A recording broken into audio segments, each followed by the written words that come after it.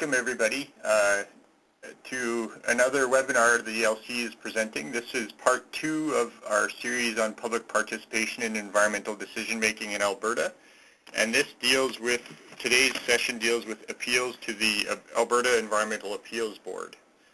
My name is Jason Unger. I'm staff counsel here at the Environmental Law Center. Some of these slides, for those who are in part 1, will be very similar, especially the introductory slides about the Environmental Law Center. Just briefly, the center is a charity that started in 1982, the mission to ensure that laws, policies, and legal processes protect the environment. In pursuit of that mission, basically 2 major goals related to that mission are having good environmental laws and policy, obviously, and effective public participation in legal processes. Our core funder is the Alberta Law Foundation, and what we do for people, our public programming relates to providing legal information to anyone contacting the center. We do not represent people or give legal advice per se, so we have a lawyer referral service for that purpose. We do presentations to citizen groups, industry associations, anyone who wishes to learn more about specific law and policy issues around environment or natural resources. We have a good library with a database that you can search online, and it's free to borrow things from that library. And finally, we do research and law reform.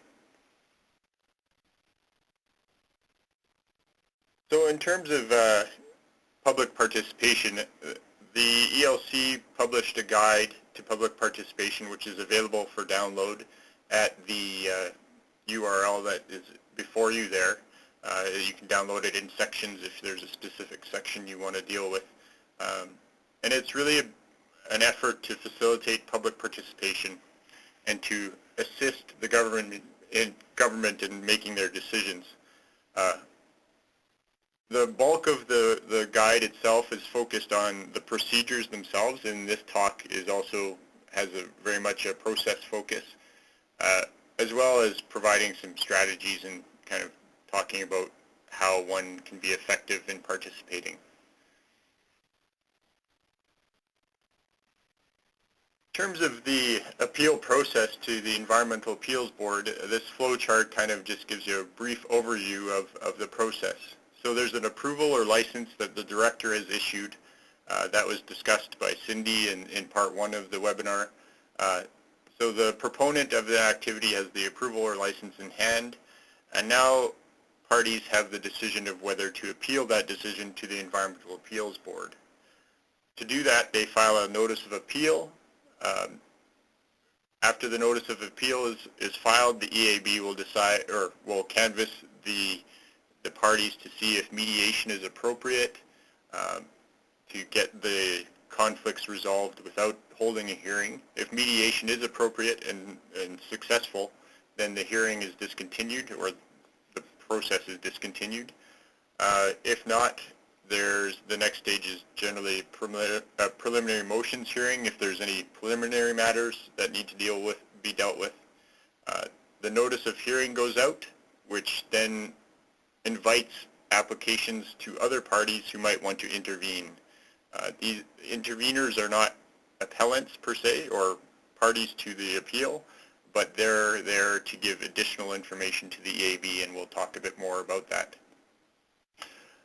So then in the notice of hearing and through the EAB procedure letters, the indication of when submission of written materials will be forwarded to the parties, and then the appeal hearing will be held, and then finally the decision will be made. And we'll be going through in more detail about all these steps. Just in terms of practical issues, both before and after filing a notice of appeal,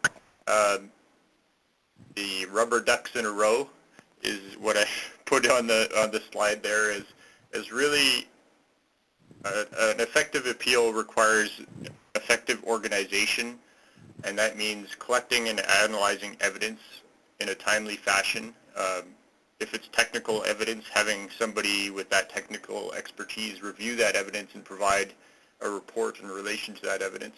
Meeting deadlines is very important. The EAB will set deadlines for specific things, and failure to meet those deadlines may end the appeal process or allow the EAB to go ahead without the concerns of the party who's missed the deadline. Finding and preparing witnesses. It's possible that an appeal might only have one witness, the appellant themselves, although there may be other people who have relevant information or expert witnesses that might be retained.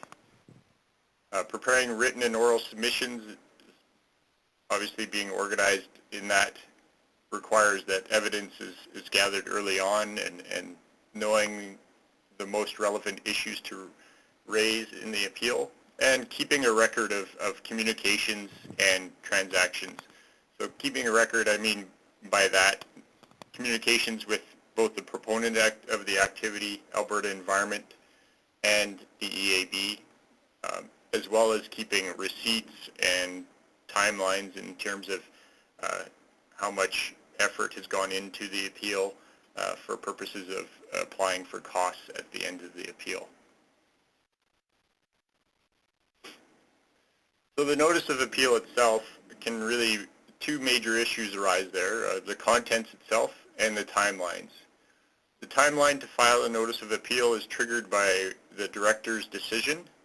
From the director's decision, there's 7 days for Water Act approval to file a notice of appeal, and there's 30 days to file a Water Act license appeal or an Environmental Protection and Enhancement Act approval appeal.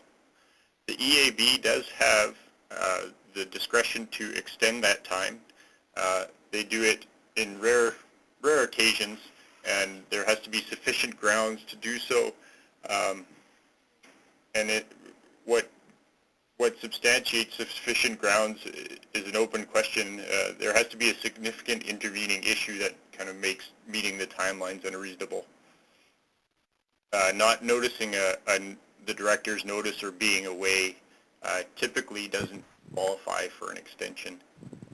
The contents of the notice of appeal is kind of separated, in my mind anyway, into kind of the process issues and the substantive issues.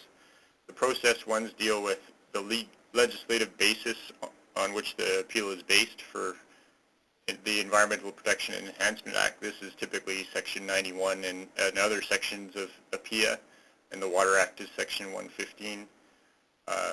The decision being appealed itself, so indicating what the decision, the approval number or license number that is being appealed, and then signature and address of service of either yourself as the appellant or an agent or your lawyer. And then the substantive part of the appeal focuses on identifying the concerns with the director's decision, impacts on the natural resources that you use, or kind of the property impacts around you, environmental impacts, and then also targeting the remedies around what you would like to see changed in the director's decision. The big green circle there indicates a statement of concern and directly affected are required to have the notice of appeal basically accepted, or, well, the notice of appeal will be accepted, but to determine whether a hearing will take place, you must have filed a statement of concern with the director under the previous, as dealt with in Part 1 of the webinar, and then be deemed directly affected by the Environmental Appeals Board, and we'll deal with that again a bit later. So in terms of some resources that one should certainly look over, the Environmental Appeals Board has a website that sets out their rules of practice, as well as decisions that you might want to go over to see how they've decided on certain issues and kind of gather from that how they approach evidence. As well, in terms of mediation, there's some information about mediation on their website that is helpful to understand whether or not mediation is appropriate for you. And if we just talk about a mediation a little bit more, it's a voluntary process. So if one party is absolutely against mediation, it's not likely that a mediation meeting will occur.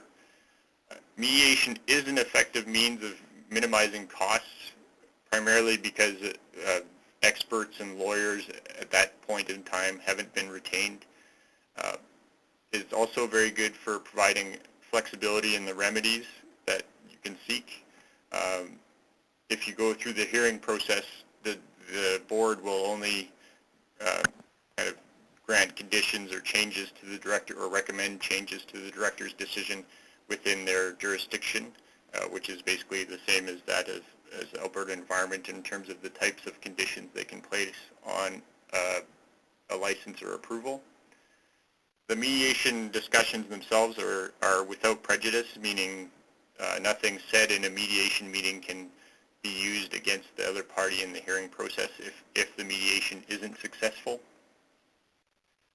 Some of the issues or concerns with mediation is that some issues are better dealt with in a public venue. This is important for setting precedents, but also to have public scrutiny of certain issues, depending on the nature of the issue, of course.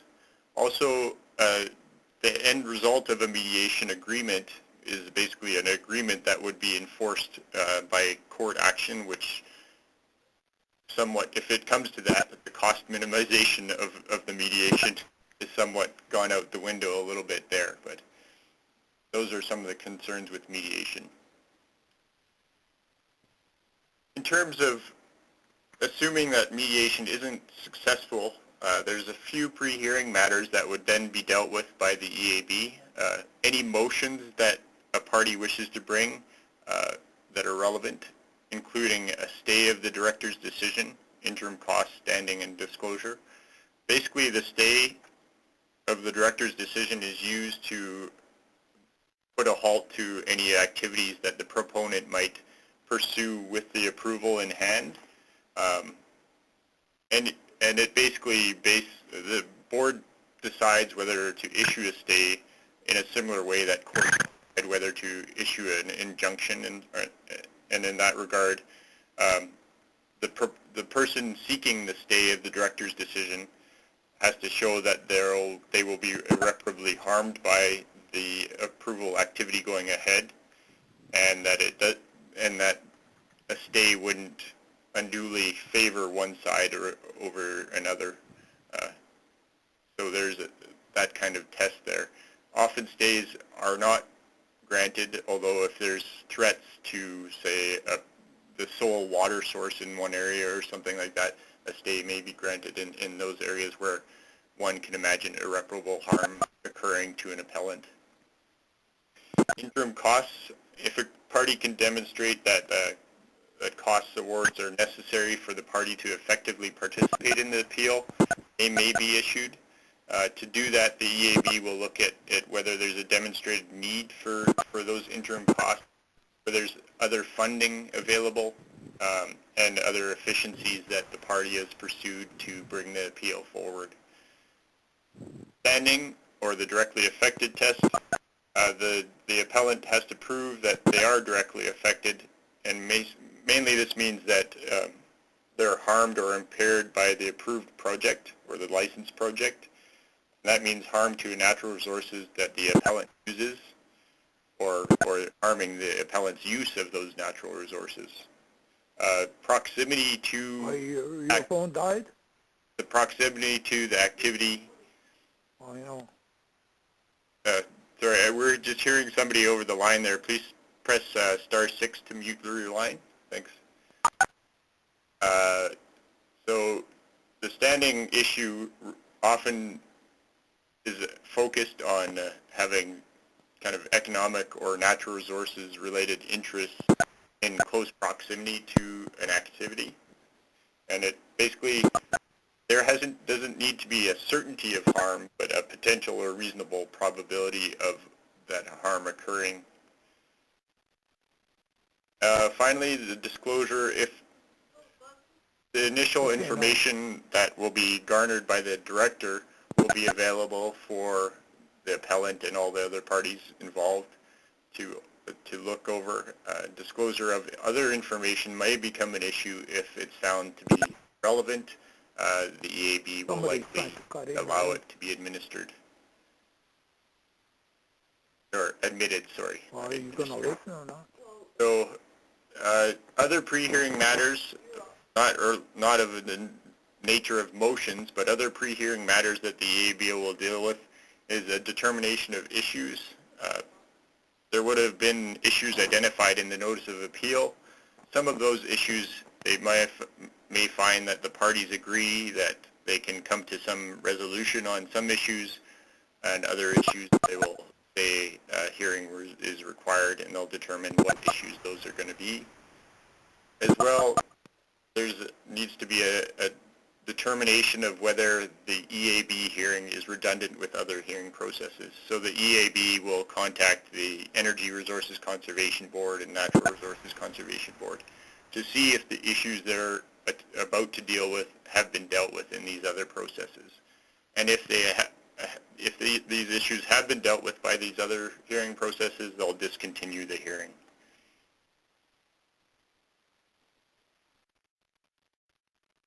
So assuming that the preliminary motions have been dealt with, the notice of hearing is sent out, and now if you are not an appellant to the actual, perhaps you weren't directly affected, but you have an interest in the activity, or for other reasons you chose not to appeal it directly, you may have the opportunity to intervene in the hearing.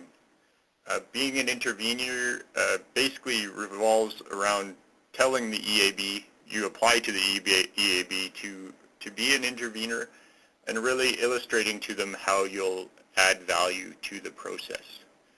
This includes illustrating how you have an interest and expertise in an area that's under it, or in an area that is an issue. You may have a group of members in your area that have an interest in the area that just shows how value will be brought to the EAB hearing. You should distinguish the type of evidence you bring from other parties. It has to be somewhat unique, and you have to indicate to the EAB that you're in support of one side. Clearly show that you support one side over the other. So once that whole process goes by, the hearing date will be coming forward. The EAB will provide a procedure letter which sets out timelines for the hearing, timelines for cross-examination and oral testimony, set out the witnesses that they understand will be presented, and the order in which people are going to be presenting to the board. The hearing itself will consist of each party presenting an opening statement, oral testimony, and closing argument. And also the EAB will have before it the written submissions of the parties themselves. The written submissions kind of focus on the approval. So you basically, in forming written submissions, one looks at the approval and the process to date, outlines some of the relevant facts, attaching relevant exhibits of witnesses or including expert witnesses, outlines the argument of how the facts as set out justify the outcomes, sets out what relief you want, and sets out the proposed witnesses that you are going to have at the hearing. So as mentioned, the evidence during the hearing is primarily put before the board through the oral testimony, as well as through written submissions and exhibits. The oral testimony consists of your own evidence as the appellant, so your testimony will be based on the facts and impacts of the activity on your use of natural resources or on your property and land. You'll also have supporting witnesses, possibly expert witnesses. Typically, leading evidence there is given by the witness in terms of their own perspective of the facts and their own expertise. I should step back a minute and say that admission of evidence in the EAB isn't as stringent in terms of rules around admissibility that courts follow.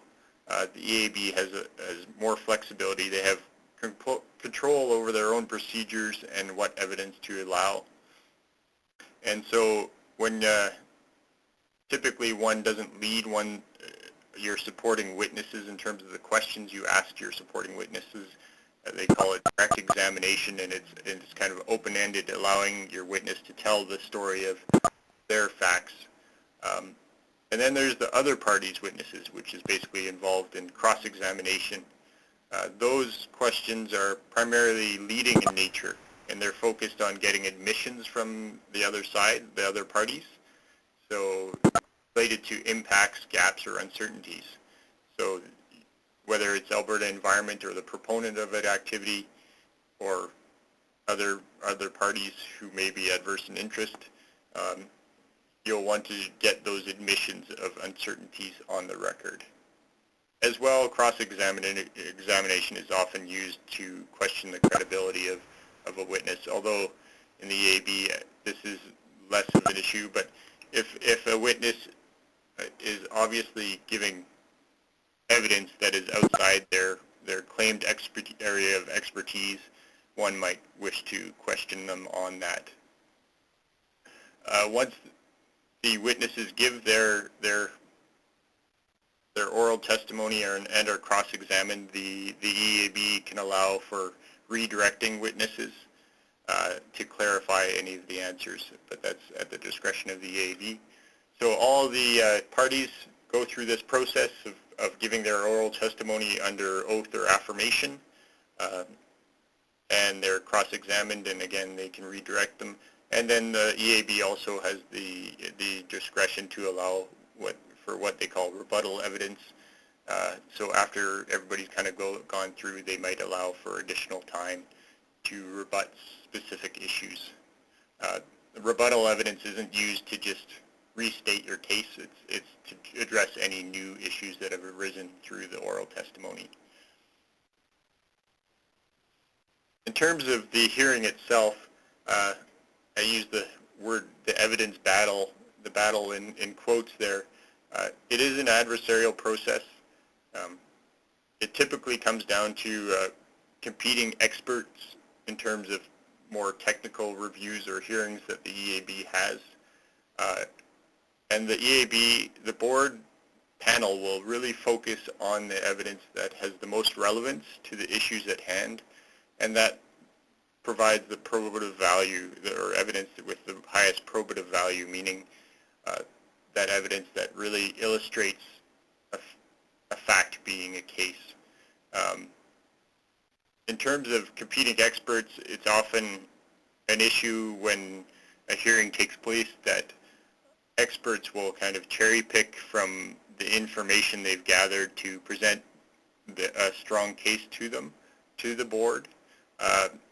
And really, this is it seems to me, a large focus of hearings is based on identifying uncertainties in the other party's evidence.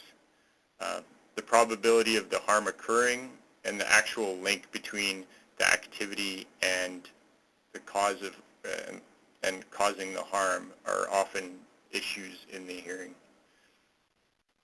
Evidence problems that often arise relate to both cumulative effects and policy questions.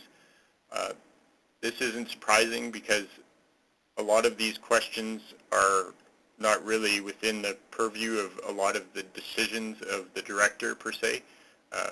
While cumulative effects have been viewed as relevant, actually having an activity stopped or significantly altered due to cumulative effects has not really taken place. I should say that the board has recognized the need to deal with cumulative effects in some of its decisions, specifically in relation to a wastewater decision. It dealt with the cumulative impacts of the nutrient loading of the wastewater in a water body, which was significant in my view. And of course, policy questions about whether an activity should go on in a specific area at all are typically questions that are more policy related, and the redress to those questions are largely seen as political issues. But to go to the evidence battle, there was a recent decision from the board related to the Crow's Nest Pass wanting to divert water from a groundwater well, and there's an issue around whether or not the closure of the South Saskatchewan River Basin prohibited this water from being diverted, and the issue there was whether or not the groundwater was connected, hydrologically connected to the surface water. And in that case is a good illustration of how the board really focused on the relevance of the evidence at hand. Some of the approaches of the appellant in that case was kind of, as I mentioned, cherry-picking specific facts, and really the board found that there was a significant level of uncertainty and that the facts that were presented really didn't answer the issue at hand. So the director's decision in that regard was upheld to not allow the allocation to go ahead. So in terms of the evidence as well, I talked about the oral part, the oral testimony part. There's also opening statements and closing arguments. The opening statement is kind of a summary of the relevant issues and evidence and witnesses that we'll be presenting and how the appeal should be resolved. The closing argument is really your opportunity to tell the board why the evidence supports your argument and why the director's decision should be changed or recommended to be changed. And also in your closing argument, or after your closing argument, you will wish to ask for costs if you want to seek costs. This slide here is the same one that Cindy had used previously in part one, and it just kind of sets out the issue of what type of relief are typical in terms of conditions that one might seek, and really the type of conditions that a licensee or an approval holder might expect can fall into the three categories. Really it's about releases, or like the substantive standards of operational releases to the environment, what I would characterize as transparency and accountability measures, i.e. the monitoring and reporting aspect of a license condition, and then the kind of life cycle approach to the project and dealing with the end of an activity and how the activity will be decommissioned and issues around that. So in terms of relief, typically the report and recommendations, I'll just hop ahead here, the typical relief of the EAB will relate to reports and recommendations to alter conditions to some degree. Not often is there a call to actually refuse or to overturn the director's decision, although in rare instances it can amount to that. In terms of following up on costs, at the end of the hearing one would typically apply for costs, although it's obviously up to you if you wish to pursue costs. It's purely within the EAB's discretion to award costs, and the question of course is who pays the costs, if anyone. If the EAB does find an award of costs is appropriate, it is typically the proponent that ends up paying them. The government will typically not be found to be liable to pay costs unless they acted in bad faith.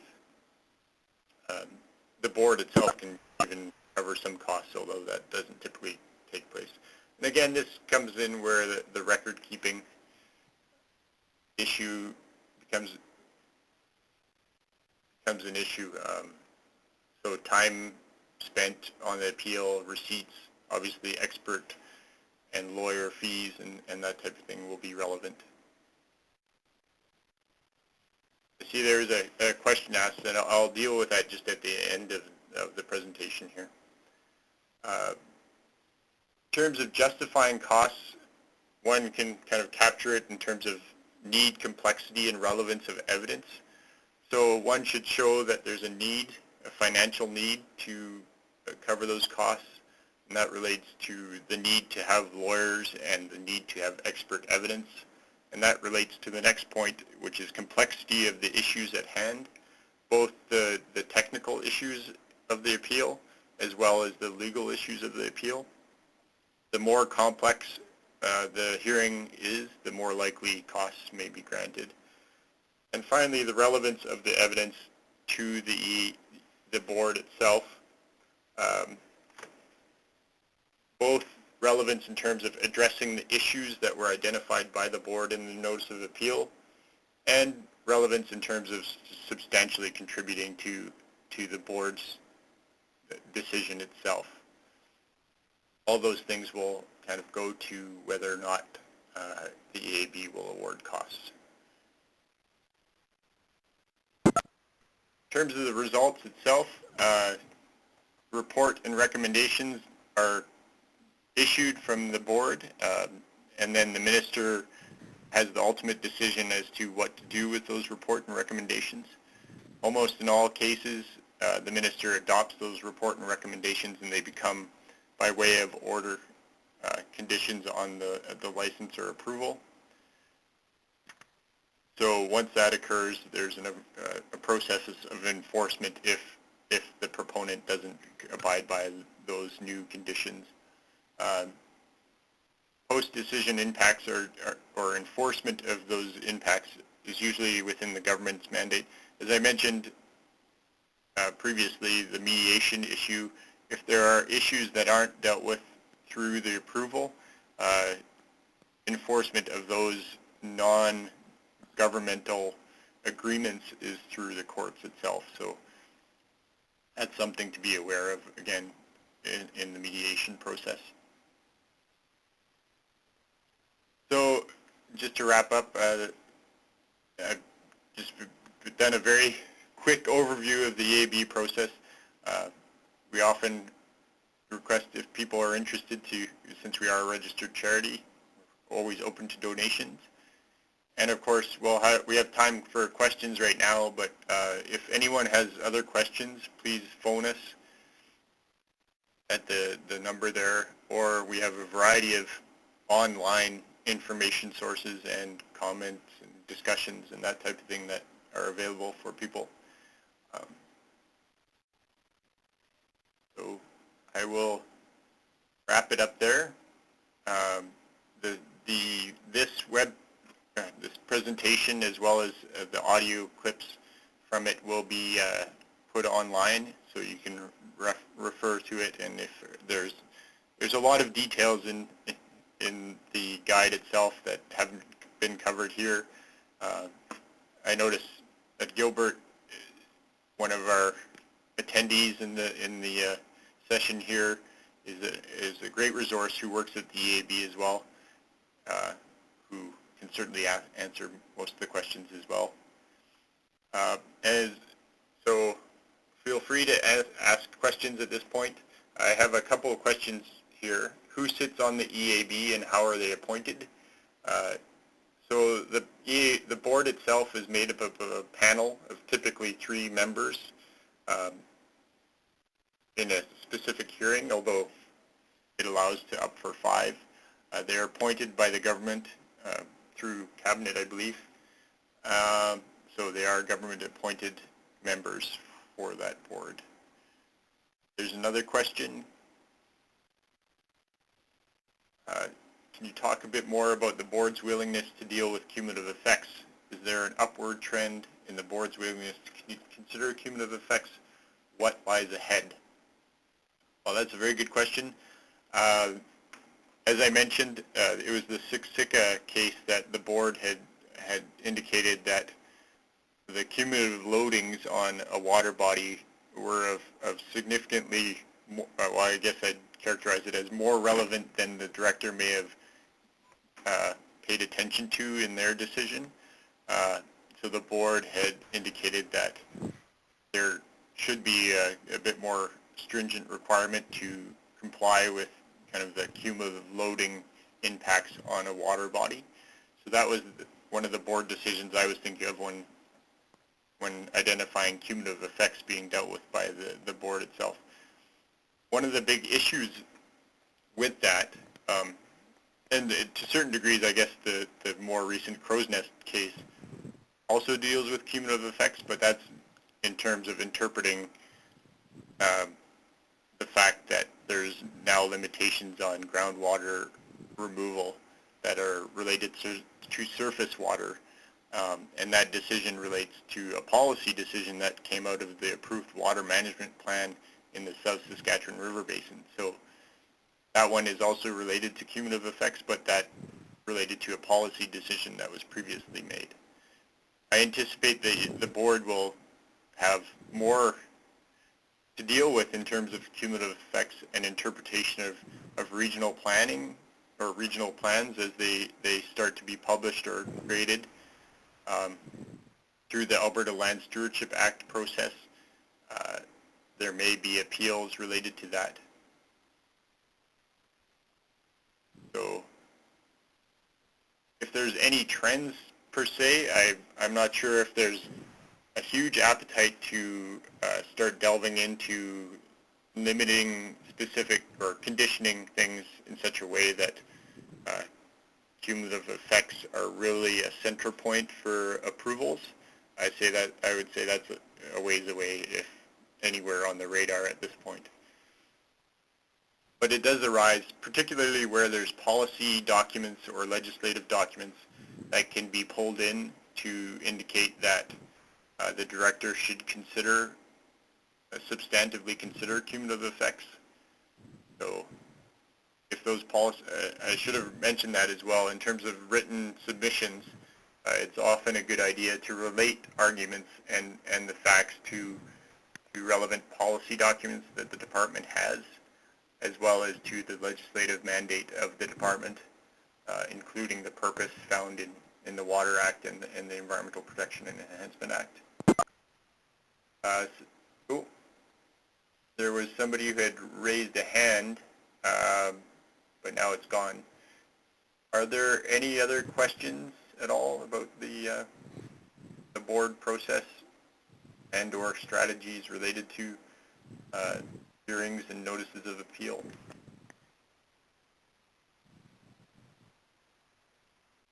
And just to remind everybody, just to ask a question, to go to the right-hand side under participants on the web page there, and using the bubble, and it will allow you to type in a question.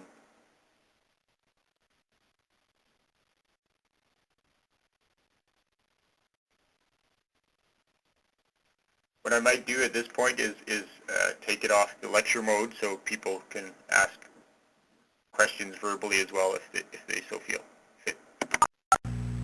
The conference is no longer in lecture mode. Are you online? Yeah. Are there any other questions at all? Yes. Yes. Okay, go ahead. Coming up. Okay, who's asking the question? Oh, I'm asking if there are any questions. It's Jason Unger here. Yes. Okay. My name's Richard Mary. I'm just a kind of an ordinary citizen, and I'm somewhat familiar with the EUB process. EAB process just gives me some hope. My question, what kind of possibilities do you see for the EAB process to deal with approvals of, let's say, nuclear power plants, or new approvals and if you want to intervene and live in Edmonton, what is the chance of you being heard at all for those kinds of projects? Yeah. That's a very good question. In terms of nuclear power plants, that's a tough one. A lot of that is federally regulated, although the RCB and the EAB might have some jurisdiction over those issues. It wouldn't be of the type of jurisdiction that would easily say no to such a project. The ability for someone in Edmonton to participate in that would be limited, assuming that the project was somewhere in terms of whether it's in the Peace or other municipalities that have considered those projects. It would be difficult for Edmonton resident to get standing to appeal, although they might be able to intervene if they illustrate they have specific knowledge and information that the board would find valuable. So the EAB probably wouldn't go much with the issues of power. Okay, thank you. So I have another question here. Last week's presentation, it was stated that concerns related to recreational activities would not be directly affected but could be relevant. In what way would concerns related to recreational use of public land be considered? That's a good question. Typically, the issue of directly affected on public land requires some indication of a commercial interest. There has been a decision where related to the Cheviot Mine and Ben Gadd, who had a tourism type of business that might be impacted where planning was acknowledged. However, if it's general use, for instance, if you just go on public land and fish there and that type of thing, is less likely that the directly affected status ground. But so it really has to tie to one. And while it need not be much different from other Alberta use of the public land, it has to have a recognized harm that is a general concern. And also, Gilbert Van Ness has commented a follow-up that most likely the board would deal with projects in terms of the nuclear projects would be under water licensing or water approval, assuming the ERC did not deal with it. And that's an excellent point at that, where those projects need large amounts of water licensing probably be the primary trigger for any EAB involvement.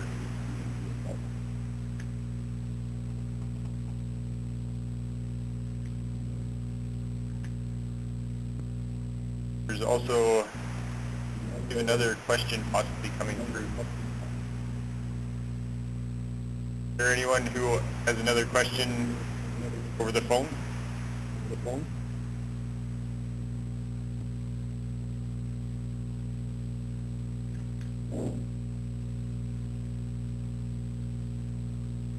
Hearing none, I will wrap it up here and invite anyone interested to find out more to look at the guide that's on the ELC website, to look at the Environmental Appeals website, and to contact myself if you have any more questions, or the EAB as well if you're directly involved.